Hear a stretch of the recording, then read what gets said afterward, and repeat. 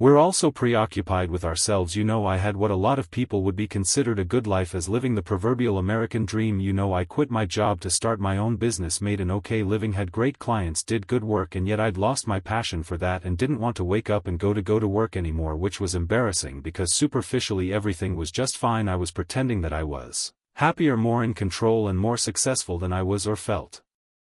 Which is quite frankly pretty draining and pretty dark, and it wasn't until a very very close friend of mine came to me and said something's wrong. She was the first one to notice something, and I came clean and I sort of let it all out. It was that catharsis that sort of lifted this heavy weight off my shoulders. I was no longer alone, it was no longer a secret, and all of the energy that was previously going into lying, hiding and faking, now went into finding a solution. If you allow someone to sit and struggle with you, it actually deepens the relationship. But what we're talking about is risk, what we're talking about is being vulnerable, and it requires more courage. As you've learned, it actually requires more strength to say I'm anxious today than it does to lie and say everything's great. That's the irony. Superficially it's stronger, but in reality it's cowardice. If you want to be an elite warrior, you better get really really good at helping the person to the left of you and helping the person to the right of you, cause that's how people advance in the world. I don't like the conversations of strengths and weaknesses, because strengths often have liability. I'm really confident, okay, in the wrong context you're arrogant, but weaknesses also have silver linings. Yes, it's important for us to understand our characteristics that we exhibit, of which some of them in certain contexts are huge strength and some of the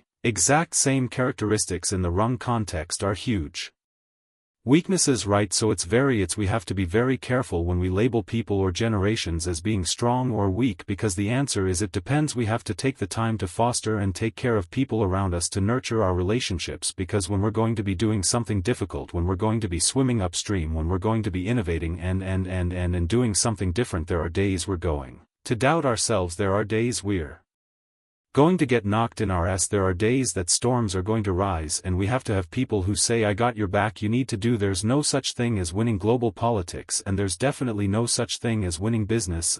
Business is an infinite game, and yet when we listen to the language of too many leaders, they talk about being number one, being the best, and beating their competition based on what there's no agreed upon objectives, there's no agreed upon time frames, and so what ends up happening is you have people building organizations and leading with a finite mindset, playing to win in a game where there's no such thing as winning. Leadership is not about being in charge, it's about taking care of those in our charge, and the very responsibility of a leader is not to drive performance. Leaders are not responsible for the results, leaders are responsible for the people who are responsible for the results. And the problem is we don't teach people how to lead right.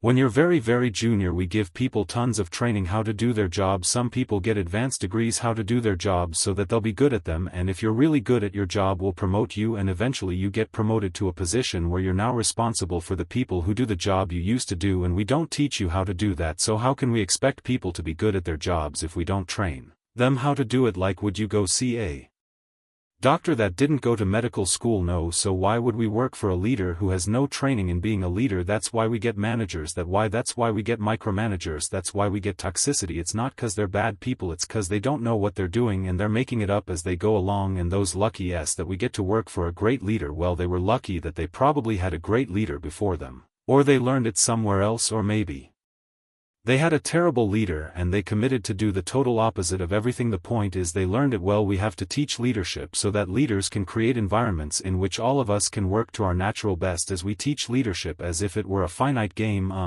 people start business with the goal of winning or being number one, and that's a problem, but cause that's impossible. Let me give you a hypothetical example to make my point. Two CEOs. The first CEO says, our number one priority is growth, and of course our people are important, because if we take care of our people we will meet and exceed our financial goals. Second CEO says our number one priority is our people, and if we take care of our people we will always meet and exceed our financial goals. Which one would you rather work for? I mean, it's obvious, right? It's obvious. So this is what it means to PRIs will of resources it has. Of course, money matters, but the people matter more.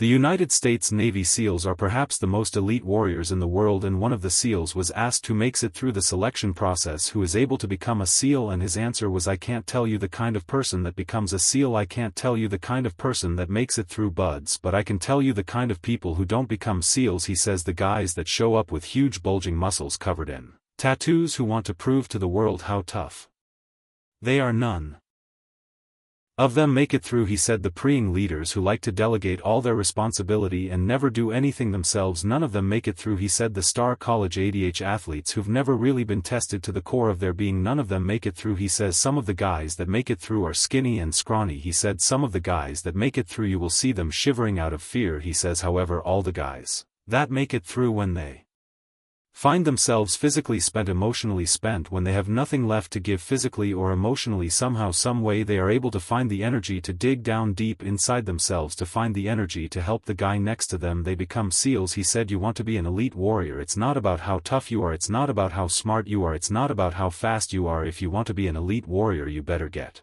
really, really good at helping the person to the left of you and helping the person to the right of you, cause that's how people advance in the world. The world is too dangerous and the world is too difficult for you to think that you can do these things alone. If you find your spark, I commend you. Now, who are you going to ask for help, and when are you going to accept help when it's offered? Learn that skill. Learn by practicing helping each other. It'll be the single most valuable thing you ever learn in your entire life, to accept help when it's offered.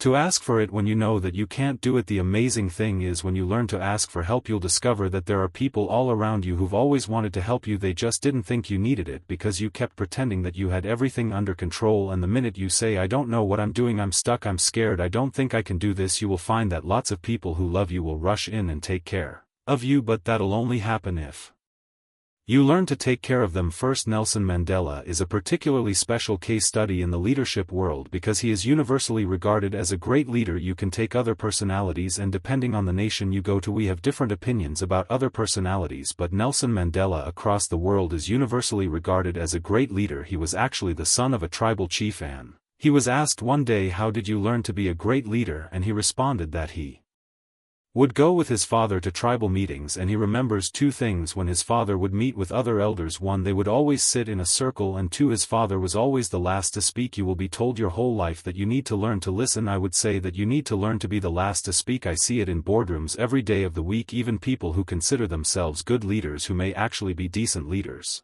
will walk into a room and say, here's the problem, here's what I think, but I'm interested in your opinion. Let's go around the room. It's too late. The skill to hold your opinions to yourself until everyone has spoken does two things. One, it gives everybody else the feeling that they have been heard. It gives everyone else the ability to feel that they have contributed. And two, you get the benefit of hearing what everybody else has to think before you render your opinion. The skill is really to keep your opinions to yourself. If you agree with somebody, don't nod yes. If you disagree with somebody, don't nod no. Simply sit there, take it all in, and the only thing you're allowed to do is ask questions so that you can understand what they mean and why they have the opinion that they have. You must understand from where they are speaking why they have the opinion they have, not just what they are saying, and at the end you will get your turn. It sounds easy. It's not. Practice being the last to speak. That's what Nelson Mandela did. There was a former Under-Secretary of Defense who invited to give a speech at a large conference, about 1,000 people, and he was standing on the stage with his cup of coffee in a styrofoam cup, giving his prepared remarks with his PowerPoint behind him, and he took a sip of his coffee and he smiled and he looked down at the coffee, and then he went off script and he said, you know, last year I spoke at this exact same conference. Last year I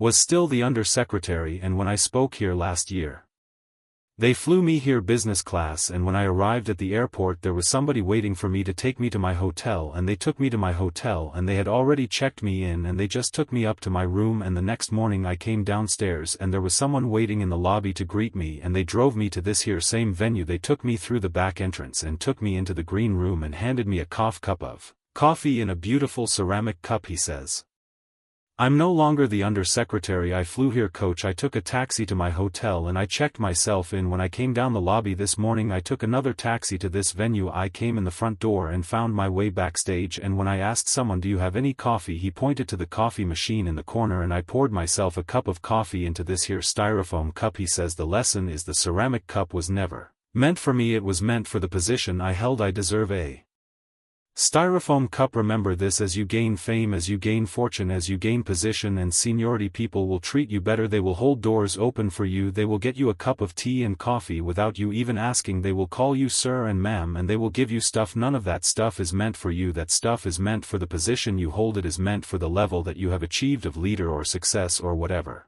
you want to call it, but you will always deserve a Styrofoam cup. Remember that lesson of humility and gratitude. You can accept all the free stuff, you can accept all the perks, absolutely you can enjoy them, but just be grateful for them and know that they're not for you. When we lead with an infinite mindset, and the leaders that do lead with an infinite mindset have disproportionately more successful companies, more innovative companies, more profitable companies, all of which are strong enough to last for a very, very, very long time, and not because they just have the financial wealth to weather storms, but the company continues to grow and innovate and reinvent itself so that it's relevant in the face of new technology and changing tastes and politics in the world. So that is the great irony, but it has to be genuine meaning to say that I care about my people because they're a means to an end. It's like we only like you because you help us make money.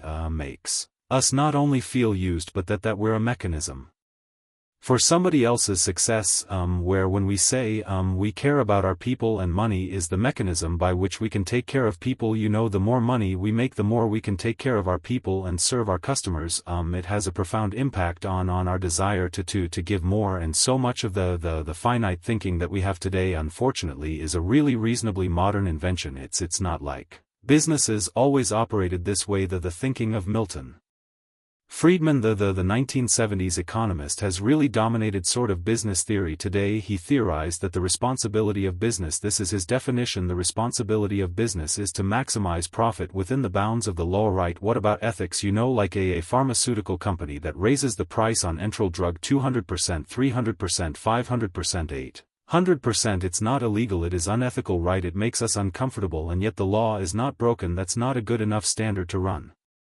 a business. And it was his thinking that gave rise to the theory of shareholder supremacy, which was a theory proposed in the late 1970s where we prioritize the wants, needs and desires of a shareholder over the needs of the customer or the employee, which is like a coach who's trying to build a great team by doing what the fans want versus what the players need, right? That's basically shareholder supremacy, and as I said, it was just a theory proposed in the late 1970s that was popularized during the boom years of the 80s and 90s, mass layoffs where we used the livelihoods of human beings to meet arbitrary projections on an annualized basis at the end of the year, did not exist as a standard business practice prior to the 1980s, did not exist. It was popularized during the 80s and 90s, and it's not for the people to prove to you that they're loyal, it's the other way around. Leaders set the tone, and so it's because of this general business theory that we've seen a steady decline, a steady erosion of loyalty in the business world today. We don't want to work at a company for 20 or 30 years, mainly because we're not sure we're not sure that the company actually cares to keep us around that long, and so we constantly have our eyes open and we're constantly scanning. We come to work feeling uncomfortable that some of the decisions that are being made don't benefit the good of the